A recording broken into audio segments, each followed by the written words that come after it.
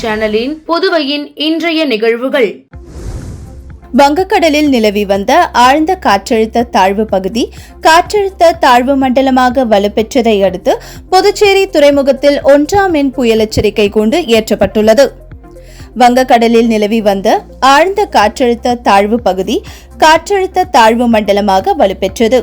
மத்திய மேற்கு மற்றும் அதனை ஒட்டிய வடமேற்கு வங்கக்கடலில் வடக்கு ஆந்திர மற்றும் தெற்கு ஒடிசா கடற்கரை பகுதிகளில் காற்றழுத்த தாழ்வு மண்டலம் மையம் கொண்டுள்ளது. மேற்கு வடமேற்கு திசையில் நகர்ந்து இன்று நள்ளிரவு ஆந்திர மாநிலம் விசாகப்பட்டினம் மற்றும் கோபால்பூருக்கு இடையே கலிங்கப்பட்டினம் அருகே காற்றழுத்த தாழ்வு மண்டலம் கரையை கடக்கக்கூடும் என்று வானிலை ஆய்வு மையம் அறிவித்துள்ளது. மேலும் தமிழ்நாடு, புதுச்சேரி மற்றும் காரைக்கால் பகுதிகளில் இன்று முதல் 7 நாட்கள் மிதமான மழைக்கு வாய்ப்பு இருப்பதாக தெரிவிக்கப்பட்டுள்ள நிலையில் இன்று புதுச்சேரி துறைமுகத்தில் 1ஆம் எண் புயல் எச்சரிக்கை கூண்டு ஏற்றப்பட்டுள்ளது. புதுச்சேரியில் விபத்துகள் ஏற்படாத வகையில் சாலையோர கடைகளை அமைக்க வேண்டும் என முதல்வர் ரங்கசாமி அறிவுறுத்தியுள்ளார். புதுச்சேரியில் சாலையோர வியாபாரிகளுக்கான உணவு திருவிழா மற்றும் சாலையோர வியாபாரிகளுக்கான கடனுதவி வழங்கி திட்டத்தை சிறப்பாக செயல்படுத்திய நகராட்சிகள், வங்கிகள், கடனை திருப்பி செலுத்திய சாலையோர வியாபாரிகளுக்கு பரிசு வழங்கும் விழா நடைபெற்றது. கடற்கரை சாலையில் நடைபெற்ற விழாவை துணைநிலை ஆளுநர் கைலாஷ்நாதன், முதல்வர் ரங்கசாமி ஆகியோர் தொடங்கி வைத்து சாலையோர வியாபாரிகள் அமைத்த கைவினை உணவு அரங்குகளை பார்வையிட்டனர். விழாவில் பேசிய முதல்வர் ரங்கசாமி, புதுச்சேரியில் 2447 பதிவு பெற்ற சாலையோர வியாபாரிகள் பிரதமரின் கடனுதவி திட்டத்தால் பயனடைந்துள்ளனர். புதுச்சேரியின் தனிநபர் வருவாய் ரூபாய் 2.75 லட்சமாக உயர்ந்துள்ளது. புதுவைக்கு சுற்றுலா பயணிகள் அதிகம் வருவதுடன் சாலையோர கடைகளில்தான் அவர்கள் உணவை உண்கின்றனர். எனவே விபத்துகள் ஏற்படாத வகையில் சாலையோர கடைகளை அதன் உரிமையாளர்கள் அமைக்க வேண்டும் என்றார். இந்நிகழ்ச்சியில் சபாநாயகர் செல்வம், அமைச்சர் லட்சுமி நாராயணன் உட்பட அதிகாரிகள் கலந்து கொண்டனர். புதுச்சேரி கடலூர் சாலை ரெட்டிச்சாவடி மலற்றாற்றில் புதியதாக கட்டப்பட்டுள்ள மேம்பாலத்தை முதல்வர் ரங்கசாமி மக்கள் பயன்பாட்டிற்கு திறந்து வைத்தார். புதுச்சேரி பொதுப்பணித்துறை நெடுஞ்சாலை கோட்டம் சார்பில் ரெட்டிச்சாவடி மலற்றாற்றில் 5,35,00,000 ரூபாய் செலவில் புதியதாக மேம்பாலம் அமைக்கும் பணியை கடந்த 2022ஆம் ஆண்டு ஏப்ரல் மாதம் முதல்வர் ரங்கசாமி பூமி பூஜை செய்து துவக்கி வைத்தார். தற்போது பாலத்தின் கட்டுமான பணிகள் முடிவடைந்த நிலையில் திறப்பு விழா நேற்று நடந்தது. இதில் முதல்வர் ரங்கசாமி ரிப்பன் வெட்டி பாலத்தை திறந்து வைத்து பயன்பாட்டிற்கு அர்ப்பணித்தார். சிறப்பு அழைப்பாளர்களாக சபாநாயகர் செல்வம், அமைச்சர் லட்சுமி நாராயணன், லட்சுமிகாந்தன் எம்எல்ஏ உள்ளிட்டோர் கலந்து கொண்டனர். இந்நிகழ்ச்சியில் பொதுப்பணித்துறை தலைமை பொறியாளர் தீனதயாளன், கண்காணிப்பு பொறியாளர் வீரசெல்வம், தேசிய நெடுஞ்சாலை பிரிவு செயற்பொறியாளர் பாலசுப்ரமணியன், உதவி பொறியாளர் ஜெயராஜ், இளநிலை பொறியாளர் கண்ணன் உள்ளிட்டோர் கலந்து கொண்டனர். கவிஞர் புதுவை சிவம் நினைவு தினத்தை ஒட்டி அவரது சிலைக்கு சபாநாயகர் செல்வம், அமைச்சர்கள் மாலை அணிவித்து மரியாதை செலுத்தினார்கள். புதுவை அரசு சார்பில் கவிஞர் புதுவை சிவம் நினைவு நாள் இன்று அனுசரிக்கப்பட்டது. இதனையொட்டி காமராஜர் சாலை சித்தன்குடி சந்திப்பில் அமைந்துள்ள அவரது திருவுருவ சிலைக்கு சட்டப்பேரவை தலைவர் செல்வம், பொதுப்பணித்துறை அமைச்சர் லட்சுமி நாராயணன், ஆதி திராவிடர் நலத்துறை அமைச்சர் சாய் சரவணன்குமார், சட்டமன்ற உறுப்பினர் பாஸ்கர் என்கிற தட்சிணாமூர்த்தி ஆகியோர் மாலை அணிவித்து மரியாதை செலுத்தினர். அதனைத் தொடர்ந்து கவிஞர் புதுவை சிவத்தின் குடும்பத்தினர், தமிழ் ஆர்வலர்கள், கவிஞர்கள் உட்பட பலர் புதுவை சிவம் அவர்களின் சிலைக்கு மாலை அணிவித்து மரியாதை செலுத்தினார்கள். இந்திய அரசின் கலாச்சார அமைச்சகத்தின் கீழ் இயங்கும் தேசிய அறிவியல் அருங்காட்சியகங்கள் விஞ்ஞான பாரதி NCERT இணைந்த தேசிய அளவிலான அறிவியல் விழிப்புணர்வு தேர்வை ஒவ்வொரு வருடம் நடத்தி வருகிறது. அறிவியல் மனப்பான்மையை மாணாக்கர்களிடம் வளர்ப்பதோடு அறிவியல் மற்றும் ஆராய்ச்சி துறையில் ஈடுபாட்டை அதிகரிக்கவும் இத்தேர்வு நடத்தப்பட்டு வருகிறது. இந்தியா முழுவதும் இத்தேர்வானது வரும் அக்டோபர் 23ஆம் தேதி மற்றும் அக்டோபர் 27ஆம் தேதி ஆகிய 2 தினங்களில் இணைய வழியில் நடக்க உள்ளது.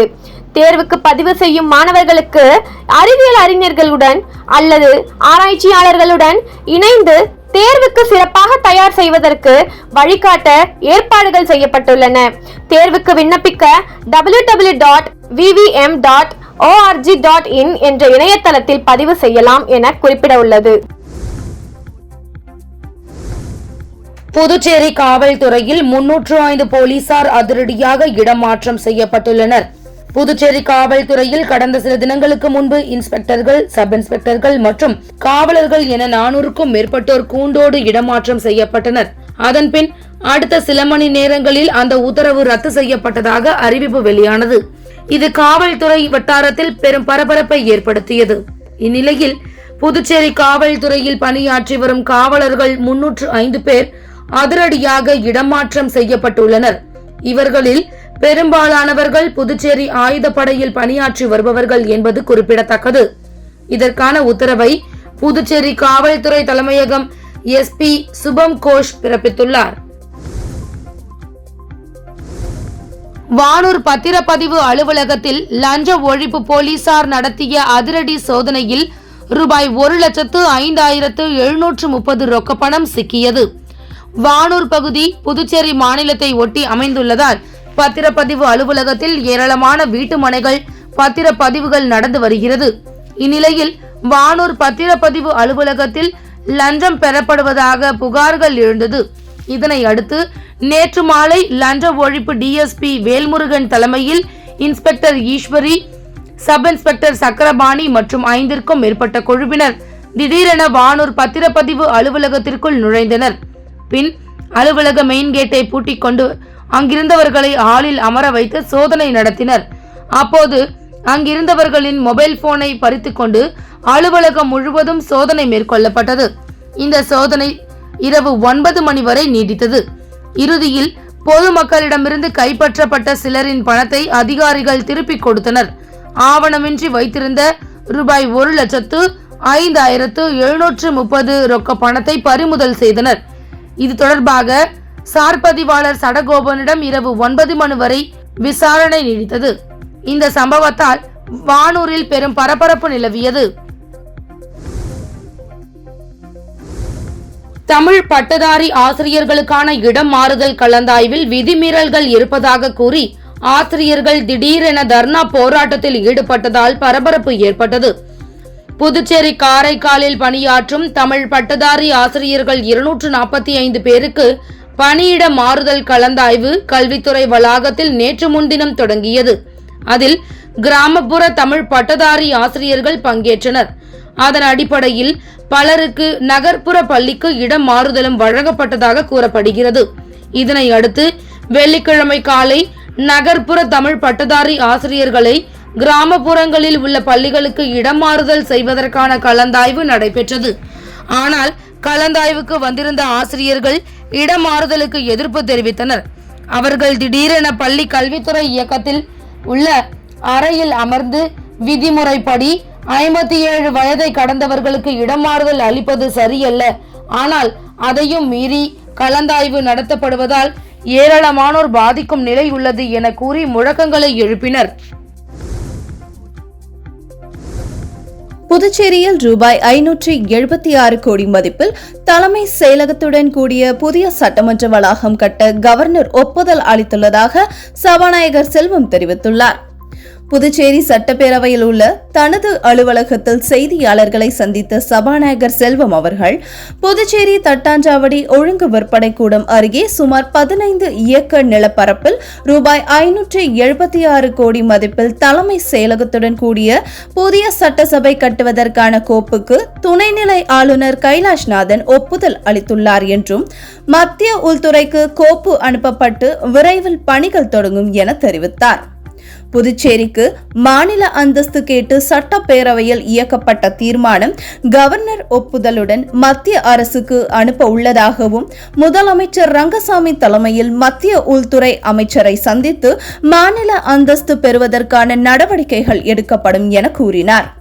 ஜிக்மரில் இரட்டை குடியுரிமை பெற்று சேர்ந்துள்ள 9 மாணவர்களை நீக்கிவிட்டு புதுச்சேரி மாணவர்களுக்கு இடம் வழங்க கவர்னர் நடவடிக்கை எடுத்து வருவதாக தெரிவித்த அவர், மக்களின் கோரிக்கையை ஏற்று மின் கட்டணத்தை குறைக்க முதல்வர் ரங்கசாமி நடவடிக்கை எடுப்பார் என நம்பிக்கை தெரிவித்தார்.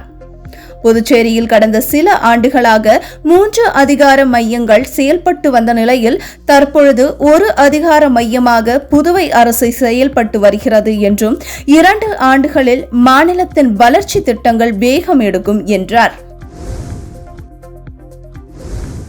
புதுச்சேரியில் இளநிலை மருத்துவ படிப்புகளுக்கான இறுதி பட்டியலை சென்டாக் நிர்வாகம் வெளியிட்டுள்ளது. சென்டாக்கில் நீட் மதிப்பெண் அடிப்படையில் MBBS, BDS உள்ளிட்ட இளநிலை மருத்துவ படிப்புகளுக்கான வரைவு தரவரிசை பட்டியல் இணையதளத்தில் வெளியிடப்பட்டு, இதில் ஏதேனும் ஆட்சேபனைகள் இருந்தால் கடந்த 20ஆம் தேதிக்குள் தெரிவிக்க வேண்டும் என தெரிவிக்கப்பட்டிருந்தது. அதன்படி விண்ணப்பதாரர்கள் ஆட்சேபனைகள் கேட்கப்பட்டு கடந்த 23ஆம் தேதி திருத்தப்பட்ட வரைவு தரவரிசை பட்டியல் வெளியிடப்பட்டது. நேற்று இறுதி தரவரிசை பட்டியல் மற்றும் வரைவு சீட் இடஒதுக்கீடு இணையதளத்தில் வெளியிடப்பட்டது. இதில் ஏதேனும் ஆட்சேபனை இருந்தால் இன்று இரவு 9 மணிக்குள் தெரிவிக்க வேண்டும். இடம் கிடைத்தவர்கள் 2ஆம் தேதி அசல் சான்றிதழ்களுடன் சம்பந்தப்பட்ட கல்லூரியில் சேர்ந்து கொள்ள வேண்டும் என சென்டாக் ஒருங்கிணைப்பாளர் அமன் சர்மா தெரிவித்துள்ளார். புதுச்சேரியில் ஜாதிவாரி கணக்கெடுப்பு நடத்த முதலமைச்சர் ரங்கசாமி உடனடியாக நடவடிக்கை எடுக்க வேண்டும் என முன்னாள் முதலமைச்சர் நாராயணசாமி வலியுறுத்தியுள்ளார். இது தொடர்பாக தனது இல்லத்தில் செய்தியாளர்களை சந்தித்த முன்னாள் முதலமைச்சர் நாராயணசாமி அவர்கள், மத்தியில் பாஜகவுடன் கூட்டணியில் உள்ள அரசியல் கட்சிகள் ஜாதிவாரி கணக்கெடுப்பு நடத்த வேண்டும் என கோரிக்கை விடுத்து வருகின்றன. ஆனால் ஜாதிவாரி கணக்கெடுப்பு நடத்தினால் பாஜகவின் ஓட்டு வங்கி பாதிக்கும் என்பதால் மத்திய பாஜக ஜாதிவாரி கணக்கெடுப்பை தாமதப்படுத்தி வருகிறது. ஜாதிவாரி கணக்கெடுப்பு நடத்த வேண்டும் என தமிழக முதல்வர் மு.க. ஸ்டாலின் தமிழக சட்டப்பேரவையில் தீர்மானம் நிறைவேற்றி மத்திய அரசுக்கு அனுப்பியுள்ளார். ஆனால் புதுச்சேரியில் ஜாதிவாரி கணக்கெடுப்பு நடத்துவது தொடர்பாக முதலமைச்சர் ரங்கசாமி மௌனமாக உள்ளார். புதுச்சேரி அரசு உடனடியாக ஜாதிவாரி கணக்கெடுப்பை நடத்த வேண்டும் என வலியுறுத்தினார். தொடர்ந்து பேசிய அவர், புதுச்சேரியில் உயர்த்தப்பட்ட மின் கட்டணத்தை நிறுத்தி வைப்பதாக முதலமைச்சர் ரங்கசாமியின் அறிவிப்பு காற்றில் பறக்கவிடப்பட்டுள்ளது. புதுச்சேரியில் மின் கட்டண உயர்வு ஏழை எளிய மக்களை கடுமையாக பாதிக்கும். அதனால் மின் கட்டண உயர்வை புதுச்சேரி அரசு திரும்ப பெற வேண்டும். மின் கட்டண உயர்வை கண்டித்து இந்தியா கூட்டணி கட்சியினர் தொடர்ந்து போராட்டத்தில் ஈடுபட உள்ளோம் என்றார். ஆதி திராவிடர் நலத்துறையில் பணியாற்றி ஓய்வு பெற்ற இருவருக்கு பணி நிறைவு பாராட்டு விழா துறை இயக்குனர் இளங்கோவன் தலைமையில் நடைபெற்றது. ஆதி திராவிடர் மற்றும் பழங்குடியினர் நலத்துறையில் உள்ள ஊழியர்கள் ஓய்வு பெறும்போது அவர்களுக்கு நலவழித்துறை இயக்குனர் இளங்கோவன் கௌரவப்படுத்தி வழி அனுப்பி வைப்பது வழக்கம். அதன்படி ஆதி திராவிடர் நலம் மற்றும் பழங்குடியினர் நலத்துறையில் முதுநிலை கணக்கு அதிகாரியாக பணியாற்றிய ஸ்ரீதரன், பல்நோக்கு ஊழியராக பணியாற்றிய பக்தவச்சலம் ஆகியோர் நேற்று பணி ஓய்வு பெற்றனர். இவர்களுக்கு பணி நிறைவு பாராட்டு விழா நலத்துறை அலுவலகத்தில் நடந்தது. விழாவில் ஆதி திராவிடர் நலத்துறை இயக்குனர் இளங்கோவன் ஓய்வு பெற்ற இருவருக்கும் சால்வை அணிவித்து வாழ்த்து தெரிவித்தார். நிகழ்ச்சியில் கண்காணிப்பாளர்கள் பழனி, லபாஸ் வேல்முருகன், கதிரவன், தேவி, நல ஆய்வாளர், அதிகாரிகள், ஊழியர்கள் ஆகியோர் கலந்து கொண்டு வாழ்த்தினர். உப்பளம் தொகுதி உட்பட்ட பயனாளிகளுக்கு சிவப்பு மற்றும் மஞ்சள் ரேஷன் கார்டு, குடும்ப அட்டைகள் திமுக கழக துணை அமைப்பாளர், உப்பளம் தொகுதி சட்டமன்ற உறுப்பினர் அனிபால் கென்னடி அவர்கள் வழங்கினார். புதுச்சேரி உப்பளம் தொகுதிக்குட்பட்ட பகுதியில் உள்ள ஏழை எளிய மக்களுக்கு திமுக கழக துணை அமைப்பாளர், உப்பளம் தொகுதி சட்டமன்ற உறுப்பினர் அனிபால் கென்னடி அவர்கள் பயனாளிகளுக்கு சிவப்பு மற்றும் மஞ்சள் ரேஷன் கார்டு, குடும்ப அட்டைகளை வழங்கினார். இதற்காக கடுமையாக முயற்சிகள் மேற்கொண்டு அதிகாரிகள், இயக்குனர், துணை இயக்குனர் அவர்களை தொடர்ச்சியாக சந்தித்து பேசி ஏழை எளிய மக்களுக்காக சட்டமன்ற உறுப்பினர் அவர்கள் பரிந்துரை செய்து வந்தார். இதுவரை 500க்கும் மேற்பட்ட குடும்ப அட்டைகளை சட்டமன்ற உறுப்பினர் அனிபால் கென்னடி அவர்கள் மக்களுக்கு பெற்று தந்துள்ளார் என்பது குறிப்பிடத்தக்கது. மகிழ்ச்சி அடைந்த மக்கள் சட்டமன்ற உறுப்பினருக்கு நன்றிகளை தெரிவித்துக் கொண்டனர்.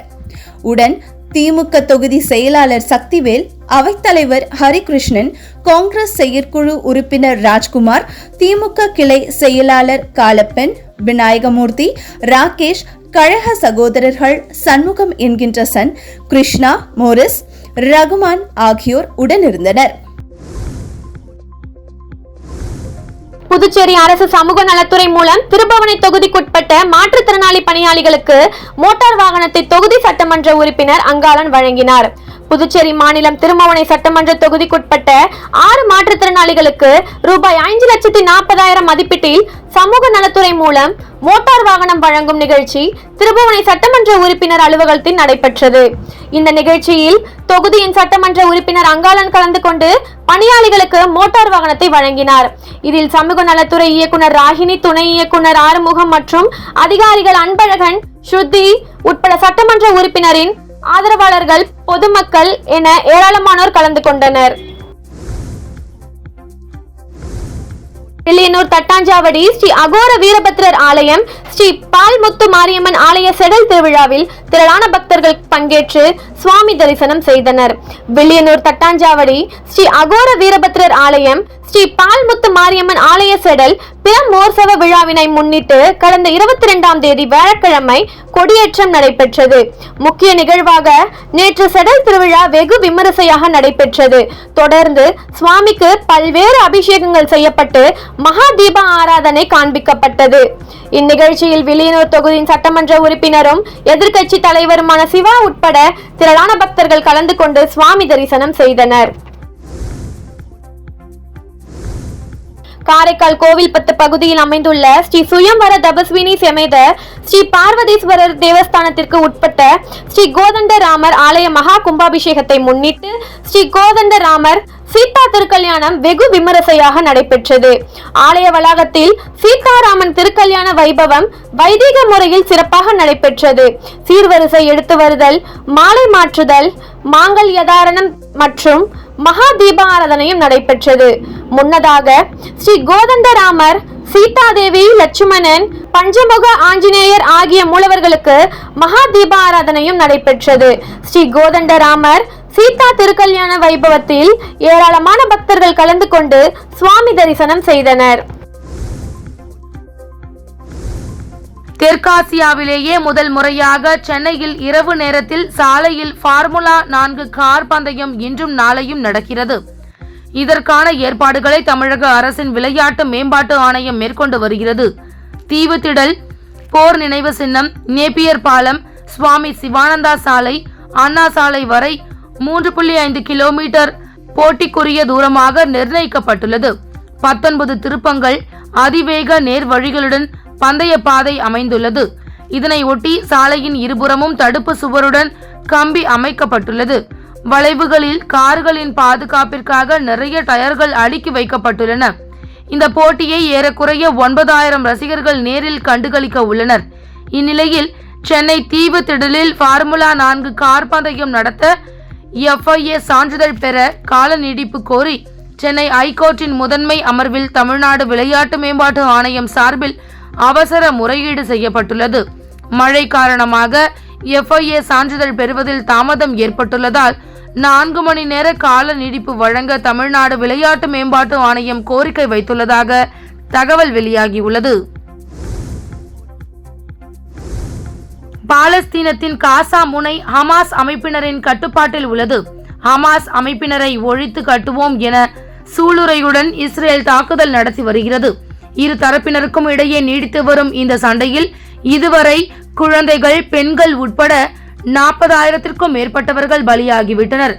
மனிதாபிமான அடிப்படையில் போரை நிறுத்த வேண்டும் என உலக நாடுகள் வலியுறுத்தி வந்தாலும் இஸ்ரேல் அதை கண்டுகொள்ளவில்லை. காசாவில் தொடர்ந்து வான்வழி தாக்குதல் நடத்தி வருகிறது. இதனால் உயிருக்கு பயந்து ஆயிரக்கணக்கான மக்கள் வீடுகளை விட்டு வெளியேறி முகாம்களில் தங்க வைக்கப்பட்டுள்ளனர். ஆனால் அவர்களுக்கு குடிநீர் உள்ளிட்ட அடிப்படை வசதிகள் எதுவும் சரிவர கிடைக்காமல் அவதிப்பட்டு வருகின்றனர். மேலும் சுகாதார வசதிகள் இல்லாததால் காலரா உள்ளிட்ட நோய் பரவும் அபாயமும் ஏற்பட்டுள்ளது.